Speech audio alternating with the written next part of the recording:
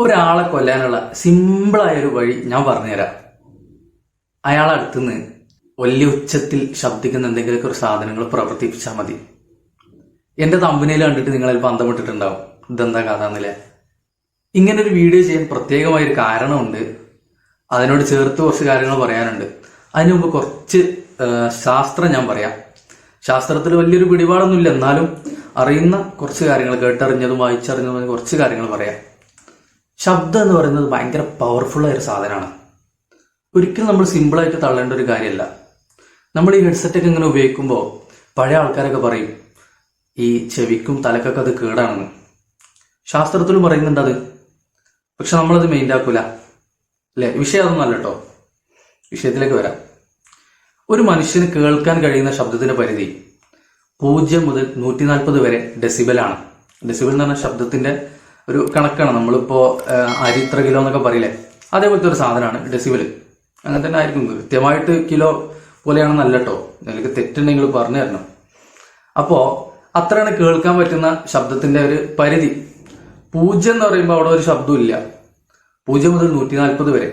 140ന്റെ അപ്പുറത്തേക്ക് ആകുമ്പോൾ ആ ശബ്ദം നമുക്ക് ശരിക്കും കേൾക്കാൻ കഴിയില്ല. അതല്ലെങ്കിൽ നമ്മുടെ ഹൃദയത്തിന് ഉൾക്കൊള്ളാൻ കഴിയാത്ത ശബ്ദമാണത്. 140 അല്ലെങ്കിൽ 150 എന്നൊക്കെ മുകളിലുള്ളത്. അത്രയും മാരകമായൊരു സാധനമാണ് ശബ്ദം എന്ന് പറയുന്നത്. നമ്മളിങ്ങനെ ദിവസം ഒരുപാട് ശബ്ദം ചെലവഴിക്കുന്നുണ്ട്. നമ്മളുടെ ശബ്ദം ഉപയോഗിച്ചിട്ട് തന്നെ ഒരുപാട് കാര്യങ്ങൾ നമുക്ക് ചെയ്യാൻ പറ്റും. മുമ്പ് ഒരാൾക്ക് ഗിന്നസ് റെക്കോർഡ് കിട്ടി. എന്തിനാണെന്നറിയോ? അയാൾ ഒച്ചിട്ടിട്ട് ഗ്ലാസ് ഒക്കെ പൊട്ടിക്കും. ഒരു റൂം അടച്ചു കൂട്ടിയിട്ട് ആ റൂമിൽ അയാൾ ഒരു ടേബിളിൽ ഗ്ലാസ് വെക്കും. ആ ഗ്ലാസിന്റെ അടുത്ത് നിന്ന് അയാളുടെ മുഴുവൻ ശബ്ദം ഉപയോഗിച്ചിട്ട് ആ ഗ്ലാസ് പൊട്ടിക്കും. അങ്ങനെ അയാൾക്ക് ഗിന്നസ് റെക്കോർഡ് കിട്ടി. അപ്പൊ അത്രയും പവർഫുൾ ആയ ഒരു സാധനമാണ് ശബ്ദം എന്ന് പറയുന്നത്. റോക്കറ്റ് വിക്ഷേപിക്കുന്ന സ്ഥലത്ത്, ഞാനൊരു സ്ഥലത്ത് വായിച്ചതാണ് കേട്ടോ. റോക്കറ്റ് വിക്ഷേപിക്കുന്ന സ്ഥലത്ത് ആദ്യം റോക്കറ്റ് വിക്ഷേപിക്കുന്നതിന് മുമ്പ് 160 സംതിങ് ഡെസിബലില് എയർ ഹോണുകൾ വെച്ചിട്ട് ആ ഫ്ലോറിൽ ശബ്ദം ഉണ്ടാക്കും. അതെന്തിനാ? ഈ റോക്കറ്റ് വിക്ഷേപിക്കുന്ന സമയത്തുള്ള ശബ്ദങ്ങളും മറ്റു കാര്യങ്ങളൊക്കെ അതിന് ഉൾക്കൊള്ളാൻ കഴിയുന്നുണ്ടോ, അതല്ലെങ്കിൽ ആ ഫ്ലോറ് ആ ശബ്ദത്തിൽ തകർന്നു പോവോ ഇല്ലേ എന്നൊക്കെ അറിയാൻ വേണ്ടിയിട്ടാണ്. അത് ഫ്ലോറിന്റെ ഒരു ക്രാഷ് ടെസ്റ്റ് എന്നൊക്കെ പറയുന്ന പോലെ ഒരു ടെസ്റ്റാണത്. അത് ശബ്ദം കൊണ്ടാണ് നടത്തുന്നത്. അത് 160 170 എത്രയോ ശബ്ദം ഡെസിബൽ ഉപയോഗിച്ചിട്ടാണ് ഈ ഒരു കാര്യം ചെയ്യുന്നത്. അപ്പൊ അവിടുത്തെ നമുക്ക് മനസ്സിലാക്കാൻ പറ്റും ശബ്ദത്തിന്റെ പവർ എത്ര എന്നുള്ളത്. ഈ ശബ്ദം ഉപയോഗിച്ചിട്ട് നമുക്ക് ഒരു മനുഷ്യനെ കൊല്ലാൻ പറ്റും. അതായത് ഒരു മനുഷ്യന്റെ അടുത്ത് നിന്നിട്ട് ഉച്ചത്തിൽ ശബ്ദം പ്രവർത്തിപ്പിച്ചു കഴിഞ്ഞാൽ, അല്ലെങ്കിൽ അത്ര ഉച്ചത്തിലുള്ള ബ്ലാസ്റ്റ് നടത്തി കഴിഞ്ഞാൽ അയാൾ കാലിയാവും. ആ സ്പോട്ടിൽ കാലിയാവും. ഒരു ആരോഗ്യവാനായ ആളാണെങ്കിൽ പോലും 150 മുകളിൽ ഡെസിബലുള്ള ശബ്ദം, അല്ലെങ്കിൽ 140 മുകളിൽ തന്നെ ഡെസിബലുള്ള ശബ്ദമാണെങ്കിൽ അയാൾക്ക് ആരോഗ്യപരമായ പ്രശ്നങ്ങൾ ഉണ്ടാകും. അതല്ലെങ്കിൽ അയാളുടെ ഹൃദയം സ്തംഭിച്ചുകൊണ്ട് അയാൾ മരിക്കും. അത് സാധാരണ ആളെ കുറിച്ചാണ് പറയുന്നത്. ഇനി ഒരു ഹാർട്ട് പേഷ്യന്റ് ആണെങ്കിൽ അയാൾക്ക് ഹൃദ്രോഗം അല്ലെങ്കിൽ 2 അറ്റാക്കൊക്കെ കഴിഞ്ഞ, ഒരു അറ്റാക്കൊക്കെ കഴിഞ്ഞ ആളാണെങ്കിൽ അയാൾക്ക് 140 താഴെയുള്ള ചില ശബ്ദങ്ങൾ തന്നെ അയാൾക്ക് ഉൾക്കൊള്ളാൻ കഴിയില്ല. അയാൾക്ക് മരണം വരെ സംഭവിക്കാൻ സാധ്യതയുണ്ട് 140ന്റെ ഉള്ളിൽ ഉള്ള ശബ്ദം കേട്ടാൽ തന്നെ. അപ്പോ അതാണ് ഞാൻ തമ്പനയിലിൽ പറഞ്ഞ, ഒരു മനുഷ്യനെ സിമ്പിളായിട്ട് കൊല്ലാൻ അയാളുടെ അടുത്തുനിന്ന് 140 ഡെസിബലിന് മുകളിലുള്ള ശബ്ദം വരുന്ന എന്തെങ്കിലുമൊക്കെ ഒരു സാധനം അയാളെ മുന്നിൽ കൊണ്ടുപോയിട്ട് ഒന്നുകിൽ പൊട്ടിക്കുക അല്ലെങ്കിൽ പ്രവർത്തിപ്പിക്കുക. പ്ലേ ചെയ്യിച്ചു കഴിഞ്ഞാൽ അയാളുടെ ജീവിതം അവിടെ ഗുദാഹവ, അവിടെ തീർന്നുപോയി. ഇനി ഞാൻ എൻ്റെ വിഷയത്തിലേക്ക് വരാം. കഴിഞ്ഞ ദിവസം ഇൻസ്റ്റഗ്രാമിൽ എൻ്റെ ഒരു സുഹൃത്ത് ഒരു പോസ്റ്റ് ഇട്ടു. അതിൽ അദ്ദേഹത്തിന്റെ ഒരു സുഹൃത്ത് അദ്ദേഹത്തിന് മെസ്സേജ് അയച്ച ഒരു കാര്യം സ്ക്രീൻഷോട്ട് എടുത്തിട്ടാണ് ഇട്ടിട്ടുള്ളത്. ആ മെസ്സേജിൽ പറയുന്നത് ഇങ്ങനെയാണ്: അദ്ദേഹത്തിന്റെ, അതായത് ആ സുഹൃത്തിന്റെ നാട്ടിലെ വാർഡ് മെമ്പറുടെ ഉമ്മ ഇലക്ഷൻ വിജയാഘോഷം കഴിഞ്ഞ് വന്ന ആ രാത്രി, ഇലക്ഷൻ ആഘോഷം കഴിഞ്ഞ് വീട്ടിലേക്ക് എത്തുന്ന സമയത്ത് ഹൃദയസ്തംഭനം മൂലം മരിച്ചു. മരണകാരണം അത്ര വ്യക്തമല്ല. പക്ഷെ അയാൾ പറയുന്നത് അവിടെ നല്ല രീതിയിലുള്ള ബ്ലാസ്റ്റിംഗ് നടന്നിട്ടുണ്ട്, വലിയ ഉച്ചത്തിലുള്ള സ്ഫോടക വസ്തുക്കളുടെ ഉപയോഗം, പടക്കം പൊട്ടികളുടെ നടന്നിട്ടുണ്ട്. അതുപോലെ തന്നെ വലിയ ഉച്ചത്തിൽ പാട്ടുകൾ ഇട്ടിട്ടുണ്ട്. അതിന്റെ ഒരു എഫക്റ്റ് കൊണ്ടാവാം. അപ്പോൾ നിങ്ങളുടെ പോസ്റ്റ് എനിക്ക് ഓർമ്മ വന്നു, അതുകൊണ്ടാണ് ഞാൻ നിങ്ങൾക്ക് മെസ്സേജ് അയച്ചത്. ഇയാളെ എഴുതിയ പോസ്റ്റ് എന്താണ്? എന്റെ സുഹൃത്ത് എഴുതിയ പോസ്റ്റ് എന്തായിരുന്നു? ദീപാവലിക്ക് അദ്ദേഹം പടക്കം പൊട്ടിക്കുന്നതുമായി ബന്ധപ്പെട്ട് ഒരു പോസ്റ്റ് ഇട്ടിരുന്നു. പടക്കം പൊട്ടിക്കൽ പാരിസ്ഥിതികമായിട്ട് അതിന് ഒരുപാട് പ്രശ്നങ്ങളുണ്ട്, അതുപോലെ തന്നെ സാമൂഹികമായിട്ട് അതിന് പ്രശ്നങ്ങളുണ്ട്. ഞാൻ അതിന്റെ ഇസ്ലാമിക വശമോ മറ്റു വശങ്ങളോ ഒന്നുമല്ല ചർച്ച ചെയ്യുന്നത്.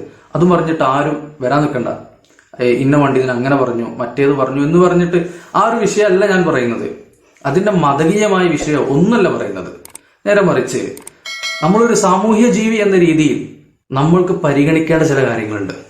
നമ്മൾ കടമയായി കൊണ്ടു നടക്കേണ്ട ചില കാര്യങ്ങളുണ്ട്. ഒരു സമൂഹത്തിൽ ഓരോ വ്യക്തിക്കും ഒരേ തുല്യമായ സ്ഥാനമാണുള്ളത്. ഇപ്പൊ നമ്മളൊരു സാമൂഹ്യ ജീവി എന്ന നിലയിൽ സമൂഹത്തിൽ ജീവിക്കുമ്പോൾ നമ്മൾ ഏത് കാര്യം ചെയ്യുമ്പോഴും അത് മറ്റു ജീവികൾക്ക്, മറ്റു മനുഷ്യർക്ക് ദോഷമാണോ ഗുണമാണോ എന്ന് നോക്കിയിട്ടേ ചെയ്യാൻ പറ്റുകയുള്ളൂ. ഇലക്ഷൻ വിജയാഘോഷങ്ങൾ അതിഘോരമായിട്ട് നടന്നുകൊണ്ടിരിക്കുകയാണ് നമ്മുടെ നാട്ടില്. പല സ്ഥലത്തും നടന്നു കഴിഞ്ഞു, ഇനി നടക്കാനുള്ള സ്ഥലങ്ങളുണ്ട്, ഇപ്പോഴും നടന്നുകൊണ്ടിരിക്കുന്ന സ്ഥലങ്ങളുണ്ട്. അവിടെയൊക്കെ കാര്യമായ പരിപാടി എന്ന് പറഞ്ഞാൽ ഉച്ചത്തിൽ ശബ്ദങ്ങൾ ഉണ്ടാക്കുക, അതായത് സൗണ്ട് സിസ്റ്റങ്ങൾ ഉപയോഗിച്ച് വലിയ ഉച്ചത്തിൽ പാട്ടുകൾ ഇടുക, സ്ഫോടക വസ്തുക്കൾ ഉപയോഗിക്കുക എന്നുള്ളതാണ്. സ്ഫോടക വസ്തുക്കൾ ഉപയോഗിക്കുമ്പോൾ നമ്മുടെ ചുറ്റുഭാഗത്ത് ഇതൊക്കെ ആരോഗ്യ പ്രശ്നമായിട്ട് മാറാൻ സാധ്യതയുള്ള ആളുകളുണ്ടോ എന്ന് നോക്കണം. ആ റാലിയിൽ പങ്കെടുക്കുന്ന ആളുകൾക്ക് പോലും ഇന്നല്ലെങ്കിൽ നാളെ വലിയ ആഘാതങ്ങൾ ഉണ്ടാവാൻ സാധ്യതയുള്ള കാര്യമാണ് ഈ സ്ഫോടക വസ്തുക്കളുടെ ഉപയോഗവും വലിയ ഉച്ചത്തിലുള്ള ഈ പാട്ടുകളൊക്കെ. എത്ര ആരോഗ്യവാനായ ആളാണെങ്കിലും 140 ഡെസിബൽ, 140 മുകളിലുള്ള ഡെസിബൽ ഉണ്ടെങ്കിൽ അയാൾക്ക് കേൾവി കുറവോ, കേൾവി നഷ്ടപ്പെടലോ അല്ലെങ്കിൽ ഹൃദയസ്തംഭനമൊക്കെ ഉണ്ടാവാൻ സാധ്യതയുണ്ട്. ഒരു പഠനം പറയുന്നത് അമേരിക്കയിൽ 4 കോടിയിലധികം ആളുകൾക്ക് കേൾവി നഷ്ടപ്പെട്ടു എന്നാണ്. ഒരു വർഷത്തിനിടയ്ക്ക്, ഇത്ര വർഷത്തിനിടയ്ക്ക് സംഭവിച്ച കണക്കാണ് പറയുന്നത്. അതിൽ 1 കോടിയിലധികം ആളുകൾക്ക് ശബ്ദം നഷ്ടപ്പെട്ടത്, കേൾവി നഷ്ടപ്പെട്ടത് ഈ ഉച്ചത്തിലുള്ള ശബ്ദങ്ങളുടെ ഒരു ആഘാതം കാരണമാണെന്നാണ്. അതുപോലത്തെ സമാനമായ സംഭവങ്ങൾ നമ്മുടെ നാട്ടിൽ നടക്കുന്നുണ്ട്. പലർക്കും ഹെഡ്സെറ്റിന്റെ ഉപയോഗം അമിതമായത് മൂലം കേൾവി കുറവ് നേരിടുന്ന ആളുകളുണ്ട്, കേൾവി നഷ്ടപ്പെട്ട ആളുകളുണ്ട്. ബ്ലാസ്റ്റിങ്ങിന്റെ ഫലമായിട്ട് പടക്ക കമ്പനിയിൽ ജോലി ചെയ്തിരുന്ന പല ആളുകളും ഹൃദയസ്തംഭനം മൂലം മരിച്ച വാർത്തകൾ നമ്മൾ വായിച്ചിട്ടുണ്ട്. അവരുടെ കേൾവി നഷ്ടപ്പെട്ട വാർത്തകൾ നമ്മൾ വായിച്ചിട്ടുണ്ട്. എന്നല്ല, ഇതുപോലത്തെ പല ആഘോഷങ്ങളുടെയും വീടുകളുടെ അടുത്ത് ആഘോഷങ്ങൾ നടക്കുമ്പോൾ അല്ലെങ്കിൽ റോഡിലൂടെ ആഘോഷങ്ങൾ നടക്കുന്ന സമയത്ത് റോഡ് സൈഡിലുള്ള വീട്ടിലെ ആള് മരണപ്പെട്ട വാർത്ത നമ്മൾ വായിച്ചിട്ടുണ്ട്. നേരത്തെ പറഞ്ഞ ആ സ്ത്രീയുടെ മരണം ഇതുകൊണ്ടാണെന്ന് വ്യക്തമായിട്ടില്ലെങ്കിൽ പോലും ഈ ഒരു സംഭവമായിട്ട് ബന്ധപ്പെടുത്താൻ നമുക്ക് സാധിക്കും. അതുകൊണ്ട് തന്നെയാണ് ഞാൻ ഇങ്ങനെ ഒരു വീഡിയോ ചെയ്തിട്ടുള്ളത്. നമ്മളൊരു കാര്യം ചെയ്യുമ്പോൾ അത് മറ്റുള്ളവർക്ക് ഉപകാരമാണോ ഉപദ്രവമാണോ എന്ന് നോക്കേണ്ടതുണ്ട്. പ്രത്യേകിച്ച് അവരുടെ ആരോഗ്യത്തിന് കേട് സംഭവിക്കുന്ന, അവരുടെ ജീവിതത്തിന് ഹാനികരമായ കാര്യങ്ങൾ നമ്മളിൽ നിന്നുണ്ടാവാൻ പാടില്ല. നമ്മളത് പ്രത്യേകം ശ്രദ്ധിക്കേണ്ട കാര്യമാണ്. നമ്മൾ ഒരു സമൂഹത്തിൽ ജീവിക്കുമ്പോൾ ആ സമൂഹത്തിലെ ഓരോ വ്യക്തികളെയും, പരിസ്ഥിതിയിലെ ഓരോ ജീവികളെയും നമ്മൾ തുല്യമായ പരിഗണനയോടുകൂടി അവരെ പരിഗണിക്കേണ്ടതുണ്ട്.